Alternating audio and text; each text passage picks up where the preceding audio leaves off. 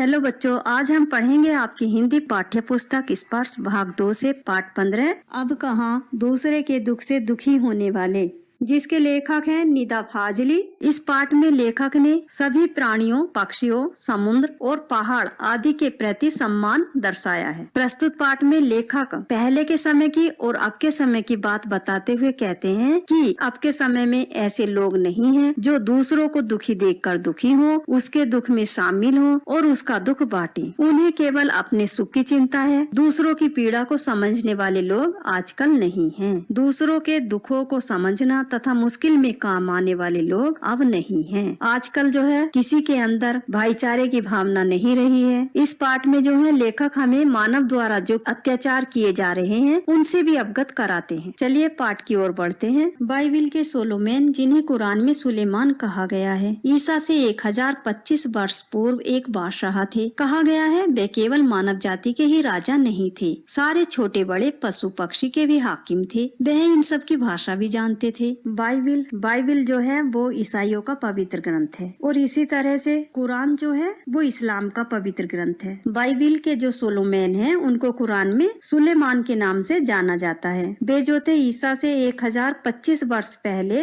एक बहुत दयालु राजा थे और कहा जाता है कि ये सुलेमान जो हैं वो केवल मानव जाति के ही राजा नहीं थे बल्कि सारे छोटे बड़े पशु पक्षियों के भी राजा थे। वो इन सब की भाषा भी जानते थे तथा उनका ख्याल भी रखते थे। एक दफा सुलेमान अपने लश्कर के साथ एक रास्ते से गुजर रहे थे। रास्ते में कुछ चींटियों ने घोड़ों की टापों की आवाज सुनी तो डरकर एक दूसरे से कहा, आप जल्दी से अपने अपने बिलों में चलो, फौज आ रही है। एक दफा कहा जाता है एक बार सुलेमान जो थे वो अपने लश्कर कहते हैं सेना के साथ एक रास्ते से गुजर रहे थे। तो रास्ते में जो थी कुछ चींटियां थी और चींटियों ने जो थी घोड़ों के टापों की आवाजें सुनी तो वे डर गईं और डरकर जो थी एक दूसरे से बोलने लगी, एक दूसरे से कहने लगी कि आप जल्दी जल्दी अपने अपने बिलों में चलो, फौज आ रही है। चींटियां ऐसा क्यों कह रही थी? ऐसा उन्होंने इसलिए कहा क्योंकि वे सेना के पैरों के नीचे आकर मर जाती, कुचली जाती। सुलेमान उनकी बातें सुनकर थोड़ी दूरी पर रुक गए और चींटियों से बोले, घबराओ नहीं, सुलेमान को खुदा ने सबका रखवाला बनाया है। मैं किसी के लिए मुसीबत नहीं हूँ, सबके लिए मोहब्बत हूँ। चींटियों ने उनके लिए ईश्वर से दुआ की और सुलेमान अपनी मंजिल की ओर बढ़ गए। सुलेमान ने जो था उनकी बातें सुन ली क्योंकि वे उन सब की भाषा जानते थे, इसलिए उनकी बातें सुन ली और सुनकर जो थे वे उसी जगह पर रुक गए और चींटियों से बोले कि घबराओ नहीं, तुम्हें घबराने की डरने की जरूरत नहीं है। सुलेमान को खुदा ने सबका रखवाला बनाया है।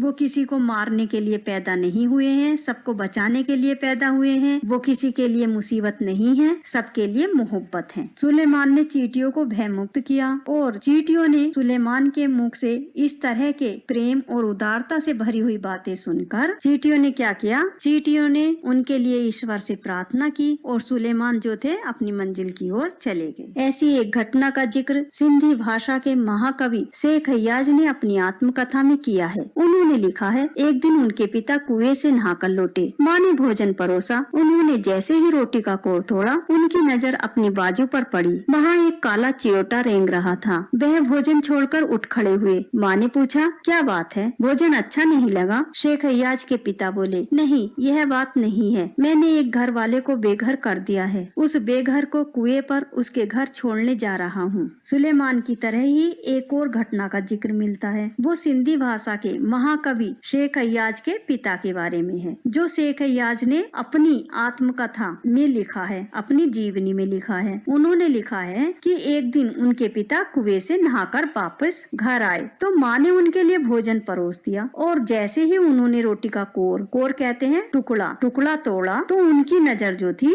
अपनी बाजू पर गई जहाँ पर एक काला चियोटा रेंग रहा था। तो वो जो थे खाना छोड़कर खड़े हो गए। माँ ने पूछा, क्यों, क्या हुआ, खाना अच्छा नहीं लगा? तो शेख हयाज के पिता बोले, नहीं, यह बात नहीं है। मैंने एक घर वाले को बेघर कर दिया है और उसे कुएं पर छोड़ने जा रहा हूँ। वो जो था गलती से उनके पिताजी के बाजू पर चढ़ गया था, इसलिए उसको उसके घर छोड़ने जा रहा हूँ जो गलती से आ गया है, और उसका घर जो था वो कुएं पर था, तो इसलिए शेख हयाज के पिता कुएं पर उसको छोड़ने के लिए गए। इससे पता चलता है कि शेख हयाज के पिता बहुत ही दयालु थे। बाइबल और दूसरे पावन ग्रंथों में नूह नाम के एक पैगंबर का जिक्र मिलता है। उनका असली नाम लश्कर था, लेकिन अरब ने उनको नूह के लक़ब से याद किया है। वह इसलिए कि आप सारी उम्र रोते रहे। इसका कारण एक जख्मी कुत्ता था। नूह के सामने से एक बार एक घायल कुत्ता गुजरा। नूह ने उसे दुत्कारते हुए कहा, दूर हो जा गंदे कुत्ते। इस्लाम में कुत्तों को गंदा समझा जाता है। कुत्ते ने उनकी दुत्कार सुनकर जवाब दिया, ना मैं अपनी मर्जी से कुत्ता हूँ और ना तुम अपनी पसंद से इंसान हो। बनाने वाला सबका तो वही एक है। लेखक बताते हैं, बाइबल और दूसरे पावन ग्रंथों में नूह नाम के एक पैगंबर का जिक्र मिलता है। पैगंबर कहते हैं ईश्वर का संदेशवाहक। उनका असली नाम था लश्कर, लेकिन अरब के जो लोग थे उन्होंने नूह के लक़ब से याद किया है। लक़ब कहते हैं पद सूचक नाम, एक ऐसा पद जिससे आदमी के गुणों का पता चलता है। यह एक बहुत ही करुणावान पदाधिकारी थे, इसलिए वे धीरे धीरे नूह के नाम से ही जाने गए। अरब में उनको नूह के लक़ब से ही जाना जाता है। वो इसलिए कि नूह जो थे सारी उम्र रोते रहे। इसका कारण था एक जख्मी कुत्ता। नूह जो थे वो इस्लाम धर्म में आस्था रखते थे, और इस्लाम धर्म में जो है कुत्तों को गंदा जीव समझा जाता है। एक दिन नूह के सामने से एक घायल कुत्ता गुजरा, तो उन्होंने कुत्ते को दुत्कारते हुए कहा,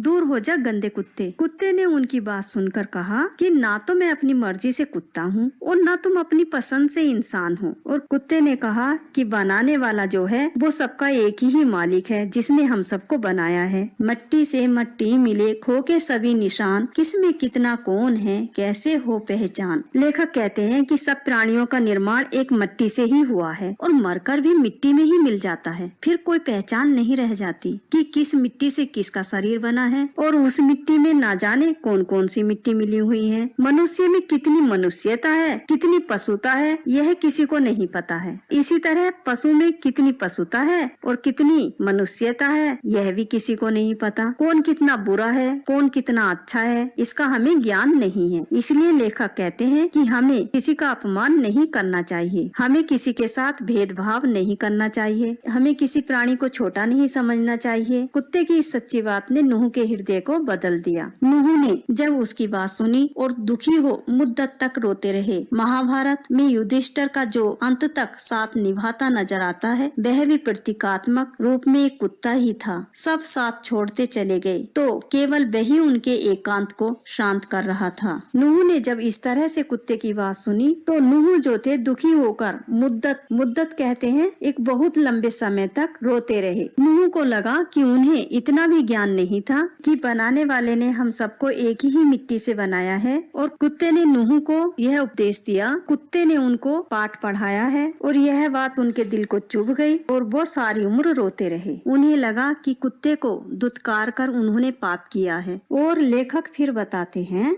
कि महाभारत में जो युधिष्ठिर थे उनके जो अंतिम समय तक जिसने साथ निभाया था वो भी एक कुत्ता ही था। वो प्रतीकात्मक रूप में एक कुत्ता ही था, और यह कुत्ता जो प्रतीक के रूप में उनके साथ चल रहा था वो दरअसल कुत्ते के रूप में यमराज थे, जो अंत समय तक उनका साथ निभा रहे थे। जब सब पांडव मर गए और द्रौपदी भी मर गई, तब वह अकेले रह गए। उस समय जो उनका साथी बनकर उनके साथ चल रहा था और उनके अकेलेपन को दूर कर रहा था तथा उनके एकांत को शांत कर रहा था, वो एक कुत्ता ही था। दुनिया कैसे वजूद में आई, पहले क्या थी, किस बिंदु से इसकी यात्रा शुरू हुई, इन प्रश्नों के उत्तर विज्ञान अपनी तरह से देता है। धार्मिक ग्रंथ अपनी अपनी तरह से। संसार की रचना भले ही कैसे हुई हो, लेकिन धरती किसी एक की नहीं है। पंछी, मानव, पशु, नदी, पर्वत, समंदर आदि की इसमें बराबर की हिस्सेदारी है। यह और बात है कि इस हिस्सेदारी में मानव जाति ने अपनी बुद्धि से बड़ी बड़ी दीवारें खड़ी कर दी हैं। लेखक बताते हैं कि यह दुनिया कैसे वजूद में आई, पहले क्या थी और किस बिंदु से इसकी यात्रा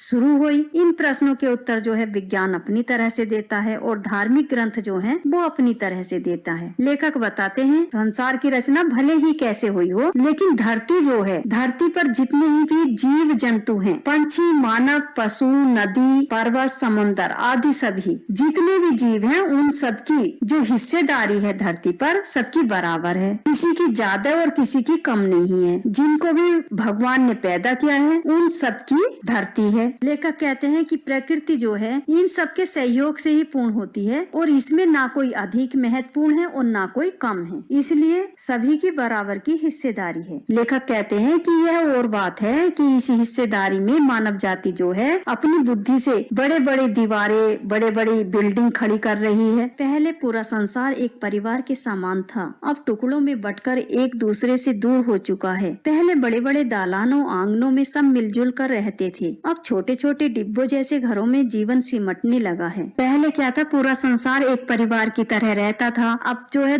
टुकड़ों की तरह बट गया है और एक दूसरे से दूर हो गए हैं। पहले क्या था, सभी बड़े बड़े दालानों का अर्थ है बरामदों में, बड़े बड़े बरामदों में, खुले आंगनों में सब मिलजुल कर रहते थे, मिलजुल कर खेलते थे। और अब क्या है, जीवन जो है छोटे छोटे डिब्बे जैसे घरों में सिमट गया है और हमें बाहर के जीवन से कुछ लेना देना नहीं है। इसका असर हमारी सोच पर भी पड़ा है। हमारी सोच जो है वो बहुत छोटी हो गई है और हम केवल उसी डिब्बे में रहना पसंद करने लगे हैं। बढ़ती हुई आबादियों ने समुद्र को पीछे सरकाना शुरू कर दिया है, पेड़ों को रास्तों से हटाना शुरू कर दिया है, फैलते हुए प्रदूषण ने पंछियों को बस्तियों से भगाना शुरू कर दिया है, बारूदों की विनाश लीलाओं ने वातावरण को सताना शुरू कर दिया है। अब गर्मी में ज्यादा गर्मी, बेवक्त की बरसातें, जलजले, सैलाब, तूफान और नित नए रोग मानव और प्रकृति के इसी असंतुलन के परिणाम हैं। लेखक बताते हैं कि बढ़ती हुई जो आबादी है उसने समुद्र को जो है पीछे सरकाना शुरू कर दिया है और पेड़ों को जो है अपने रास्तों से हटाना शुरू कर दिया है, पेड़ कटवाने शुरू कर दिए हैं जिससे कि वो अपने लिए ज्यादा से ज्यादा जगह बना सकें। आजकल प्रदूषण इतना बढ़ गया है कि पंछियां अपनी बस्तियां छोड़कर दूर जा रहे हैं। मानव ने अपने स्वार्थों की पूर्ति करने के लिए प्रकृति में खलल पैदा कर दी है। बारूदों से पहाड़ी जगह को समतल किया जा रहा है जिसकी वजह से अब प्रदूषण जो है बढ़ गया है। मानव की बढ़ती हुई आबादी और औद्योगिकरण के कारण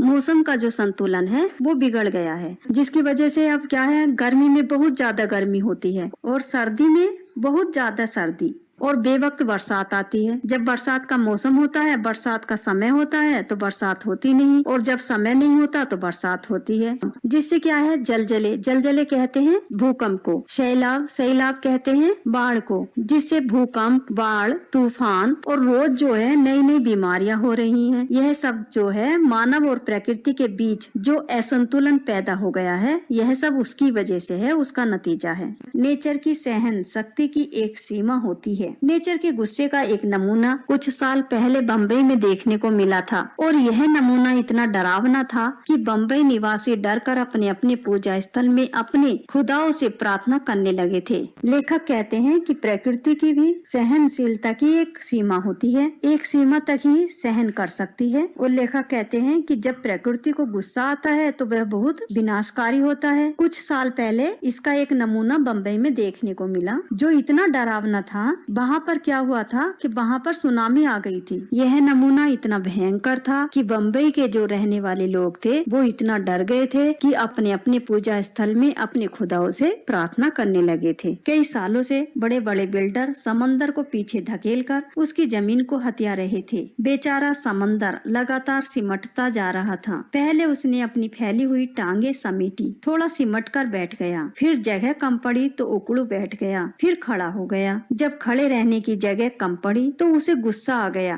लेखक बताते हैं कि मनुष्य किस तरह से प्रकृति के साथ छेड़छाड़ कर रहा है। बड़े बड़े बिल्डर जो हैं वो समुद्र को पीछे की तरफ धकेल रहे हैं, समुद्र की जमीन को हथिया रहे हैं, उस पर बड़े बड़े घर बिल्डिंग बना रहे हैं। अब बेचारा समंदर लगातार सिमटता जा रहा था। पहले उसने अपनी फैली हुई टांगे समेटी, थोड़ा सिमट कर बैठ गया और फिर जगह कम पड़ी तो उकड़ू बैठ गया और फिर खड़ा हो गया। जब खड़े रहने के लिए भी समुद्र को जगह नहीं मिली तो उसको गुस्सा आ गया। जो जितना बड़ा होता है उसे उतना ही कम गुस्सा आता है, परंतु आता है तो रोकना मुश्किल हो जाता है। और यही हुआ। उसने एक रात अपनी लहरों पर दौड़ाते हुए 3 जहाजों को उठाकर बच्चों की गेंद की तरह 3 दिशाओं में फेंक दिया। एक बरेली के समंदर के किनारे पर आकर गिरा, दूसरा बांद्रा में कार्टर रोड के सामने ओधे मुंह और तीसरा गेटवे ऑफ इंडिया पर टूट फूट कर सैलानियों का नजारा बना। बावजूद कोशिश वे फिर से चलने फिरने के काबिल नहीं हो सके। लेखक बताते हैं जो जितना बड़ा होता है उसे उतना ही कम गुस्सा आता है, परंतु जब आता है तो रोकना मुश्किल हो जाता है। और ऐसा ही हुआ। समुद्र ने जब अपना गुस्सा दिखाया तो उसने एक रात को अपनी लहरों पर दौड़ाते हुए 3 जहाजों को ऐसे उठाकर 3 दिशाओं में फेंक दिया जैसे कोई बच्चों की गेंद को फेंकता है। और वो 3 दिशाएं कौन कौन सी थी? एक बरली के समुद्र के किनारे पर आकर गिरा, और दूसरा बांद्रा में कार्टर रोड के सामने ओधी मुंह का अर्थ है उल्टे मुंह गिरा, और तीसरा गेटवे ऑफ इंडिया पर टूट फूट कर सैलानियों के देखने का नजारा बना। सैलानी कहते हैं पर्यटक। उन तीनों जहाजों को ठीक कराने की लाख कोशिशें की गयी, लेकिन वे जहाज ठीक नहीं हो सके। वे तीनों जहाज इतनी बुरी तरह से टूट फूट गए थे कि फिर से चलने फिरने के लायक नहीं रहे। मेरी माँ कहती थी, सूरज ढले आंगन के पेड़ों से पत्ते मत तोड़ो, पेड़ रोएंगे। दिया बाती के वक्त फूलों को मत तोड़ो, फूल बदुआ देते हैं। दरिया पर जाओ तो उसे सलाम किया करो, वह खुश होता है। कबूतरों को मत सताया करो, वे हजरत मोहब्बत को अजीज हैं। उन्होंने उन्हें अपनी मजार के नीले गुम्बद पर घोंसले बनाने की इजाजत दे रखी है। मुर्गे को परेशान नहीं किया करो, वह मुल्ला जी से पहले मोहल्ले में अजान देकर सबको सवेरे जगाता है। लेखक बताते हैं लेखक की माँ बचपन में उन्हें सीख देती थी, उन्हें सिखाती थी कि जब सूरज ढल जाए यानी कि दिन छिप जाए तब पेड़ों से पत्ते मत तोड़ो, पेड़ रोएंगे क्योंकि पेड़ सोते हैं। जैसे हम सोते हैं वैसे ही पेड़ भी सोते हैं। और जब दिया बाती का समय होता है, ईश्वर को याद करने का समय होता है, तब फूलों को मत तोड़ा करो क्योंकि फूल बदुआ देते हैं। और दरिया पर जाओ तो उसे सलाम किया करो क्योंकि वह खुश होता है। कबूतरों को मत सताया करो, वे हजरत मोहब्बत को अजीज हैं। अजीज का अर्थ है प्यारे हैं। उन्होंने उन्हें अपनी मजार के नीले गुम्बद पर घोंसले बनाने की इजाजत दे रखी है। और कहती थी मुर्गे को परेशान नहीं करना चाहिए क्योंकि वह जो है मुल्ला जी से पहले मोहल्ले में अजान देकर हम सबको सुबह सवेरे जगाता है। क्योंकि पहले के समय में तो घड़ियां नहीं होती थी, पहले जो लोग थे वो मुर्गे की अजान सुनकर ही उठते थे। सबकी पूजा एक सी, अलग अलग है रीत, मस्जिद जाए मौलवी, कोयल गाए गीत। लेखक बताते हैं सबकी पूजा एक जैसी ही है, लेकिन पूजा करने का जो ढंग है, तरीका है, वो सबका अलग अलग है। चाहे हिंदू हो, मुस्लिम, सिख या ईसाई, सभी एक हैं, एक ही ईश्वर का गुणगान करते हैं, केवल तरीका अलग अलग होता है। कोई मंदिर में जाके ईश्वर को मानता है, कोई मस्जिद में जाके, और कोई गुरुद्वारे में जाके। इसलिए कहते हैं कि रीत अलग है। इस प्रकार मौलवी मस्जिद में जाकर और कोयल जो है वो अपने मधुर गीत से सबका मन मोह लेती है, सबको प्रसन्न करती है। ग्वालियर में हमारा एक मकान था, उस मकान के दालान में 2 रोशनदान थे। उसमें कबूतर के एक जोड़े ने घोंसला बना लिया था। एक बार बिल्ली ने उचक कर 2 में से एक अंडा तोड़ दिया। मेरी माँ ने देखा तो उसे दुख हुआ। उसने स्टूल पर चढ़कर दूसरे अंडे को बचाने की कोशिश की, लेकिन इस कोशिश में दूसरा अंडा उसी के हाथ से गिरकर टूट गया। लेखक बताते हैं कि ग्वालियर में हमारा एक मकान था और उस मकान के दालान कहते हैं बरामदे को, बरामदे में 2 रोशनदान थे। पहले क्या था, घर में सूर्य की रोशनी आने के लिए मकानों में रोशनदान बनवाए जाते थे।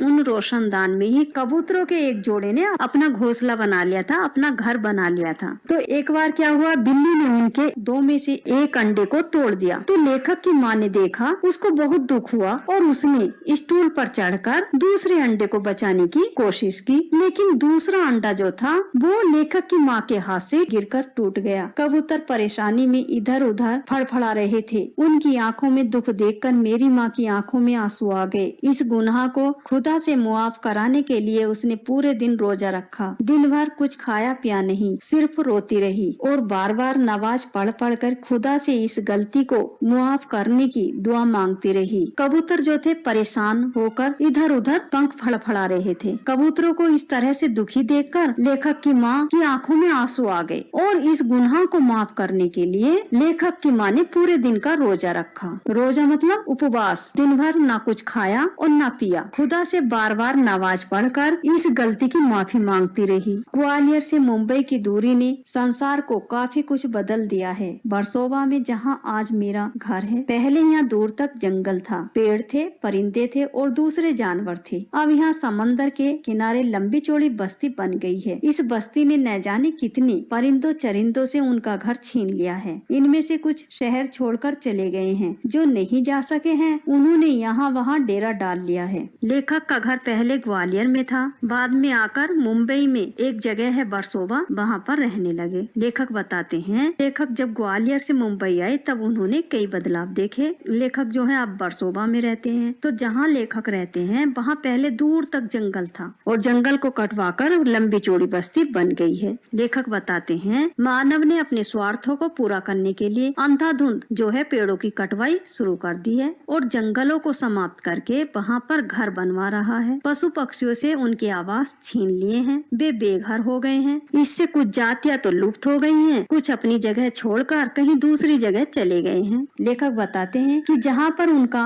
घर था वहाँ पर दूर तक जंगल था, परिंदे थे, परिंदे मतलब पक्षी, पक्षी थे, दूसरे जानवर थे और अब समुद्र के किनारे जो है एक लंबी चौड़ी बस्ती बन गई है, एक नगर बन गया है। और लेखक कहते हैं कि इस बस्ती ने न जाने कितने पक्षियों के घर छीन लिए हैं, क्योंकि पेड़ कट गए हैं। जो उनका घर पेड़ों पर था वो नहीं रहा है। अब कुछ तो यहाँ से चले गए हैं और कुछ नहीं जा पाए हैं, तो उन्होंने यहाँ वहाँ डेरा डाल लिया है। डेरा डालने से आशय है कि अपने रहने के लिए एक अस्थायी घर बना लेना। इनमें से 2 कबूतरों ने मेरे फ्लैट में एक मचान में घोंसला बना लिया है। बच्चे अभी छोटे हैं, उनके खिलाने पिलाने की जिम्मेदारी अभी बड़े कबूतरों की है। वे दिन में कई बार आते जाते हैं और क्यों ना आए जाएं, आखिर उनका भी तो घर है। लेकिन उनके आने जाने से हमें परेशानी भी होती है। वे कभी किसी चीज को गिराकर तोड़ देते हैं, कभी मेरी लाइब्रेरी में घुसकर कबीर या मिर्जा गालिब को सताने लगते हैं। इनमें से 2 कबूतरों ने मेरे घर के मचान में अपना घर बना लिया है। लेखक बताते हैं, उन कबूतरों के जो बच्चे हैं वो अभी छोटे छोटे हैं और उनको खिलाने पिलाने की जो जिम्मेदारी है वो अभी बड़े कबूतरों की है। बड़े कबूतर जो हैं वो दिन में कई बार आते हैं, कई बार जाते हैं। लेखक कहते हैं कि क्यों ना आए जाएं, क्योंकि उनका भी घर है, वे भी आएंगे जाएंगे। लेखक बताते हैं कि जब वे आते और जाते हैं तो हमें परेशानी भी होती है, क्योंकि वे कभी कभी चीजों को गिराकर तोड़ देते हैं और कभी लेखक की लाइब्रेरी जो है उसमें घुस जाते हैं और कबीर मिर्जा गालिब की किताबें जो रखी हैं उनको गिरा देते हैं, घर को गंदा करते हैं। इस रोज रोज की परेशानी से तंग आकर मेरी पत्नी ने उस जगह जहाँ उनका आशियाना था एक जाली लगा दी है। उनके बच्चों को दूसरी जगह कर दिया है। उनके आने की खिड़की को भी बंद किया जाने लगा है। खिड़की के बाहर अब दोनों कबूतर रात भर खामोश और उदास बैठे रहते हैं। मगर अब ना तो सोलोमैन है जो उनकी जुबान को समझकर उनका दुख बांटे, न मेरी माँ है जो उनके दुखों से सारी रात नवाजों में काटे। इस रोज रोज की जो परेशानी थी उससे तंग आकर लेखक की पत्नी ने उस जगह जाली लगवा दी थी और उनके बच्चों को जो है वो दूसरी जगह रख दिया था। लेखक बताते हैं, कबूतरों का जो आने जाने का रास्ता था वो खिड़की से था और खिड़की जो थी वो अब हम बंद करने लगे थे।